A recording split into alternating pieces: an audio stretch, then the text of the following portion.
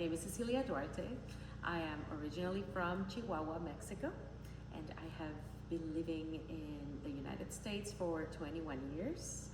I am a mezzo-soprano, which is the middle voice of the female voices, and I specialize in singing early and contemporary music. So what's the difference for you between a program like this, like a concert program with so many different languages, and an operatic role where you're in a cast of characters? So what I love about concerts like this is precisely the variety of the repertoire. I consider myself to be very versatile. I grew up singing popular music, and my first solo album is a compilation of Latin American songs from the 40s and 50s.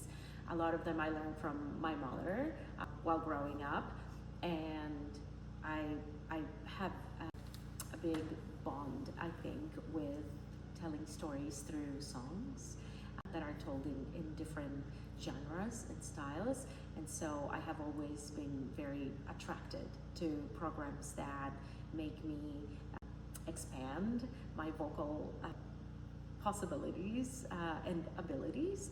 And so a program like this is just like perfect. It's the kind of stuff I really like to sing because I'm singing in different languages.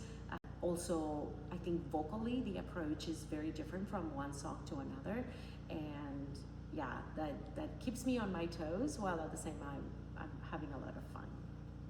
Amazing. And how many different languages are you singing in this program?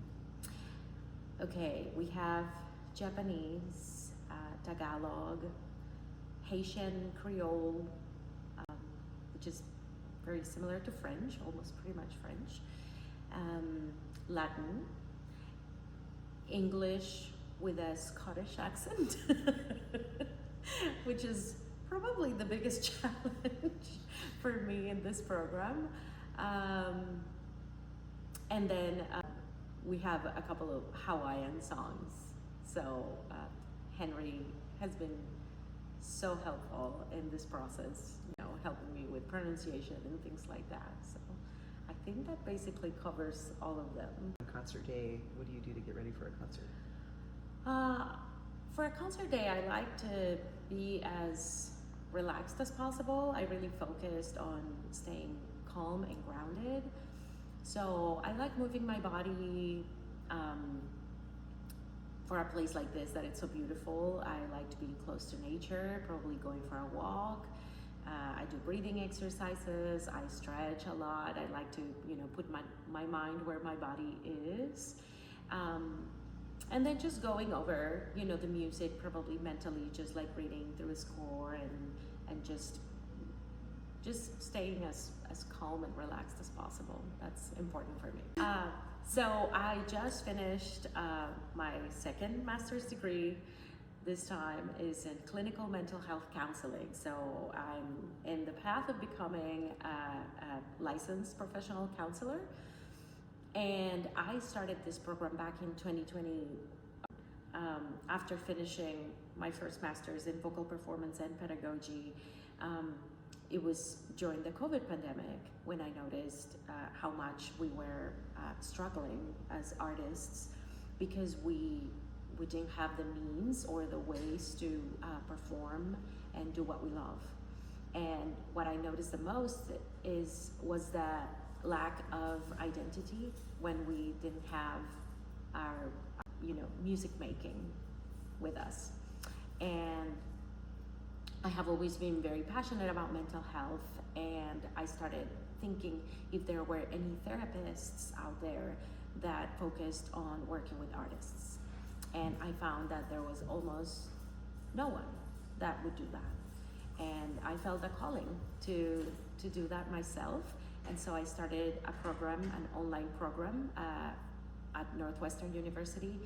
And it took me a while because strangely enough, as soon as I started this program, I also started singing again a lot and traveling around the country. And so I just finished the program. My goal is to create spaces for mental health in the arts because I really believe that there are so many things that we can add to our lives to enrich our performance making and our life as musicians. as we work with so many different people and face so many challenges, this is not as easy as it looks, you know, for other people that just get to see the photo or the video. I think there are a lot of challenges and sacrifices that we have to make to keep making music. Project for my degree was research on music performance anxiety.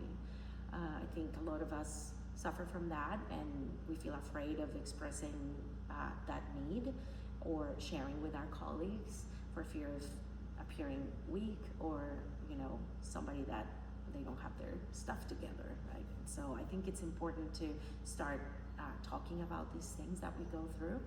And precisely about feeling grounded, I find mindfulness to be a very important aspect of my life as a performer.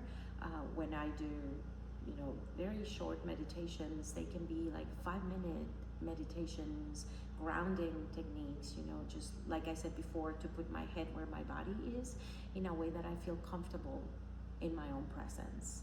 And even when nobody's around, my goal is to achieve that sense of safety within myself. And so when I'm on stage, then I know that I am a safe space, even if my surroundings are new and unknown, and, you know, the room is cold or hot or whatever. I know that I am with myself and I can do a good job.